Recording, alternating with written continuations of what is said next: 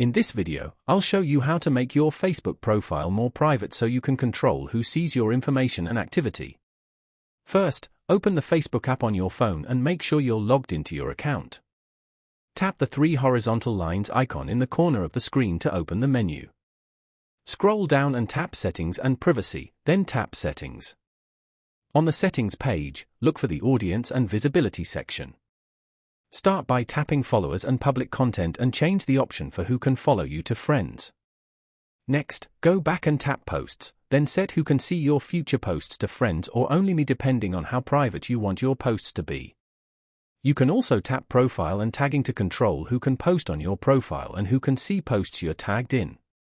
To make your personal information more private, go to your profile, tap Edit Profile, then tap Edit Your About Info and set details like phone number, email, or birthday to only me if needed. Reviewing these settings helps limit what others can see on your profile and keeps your account more private. If this video helped you, don't forget to like the video and subscribe to the channel for more simple and helpful tutorials.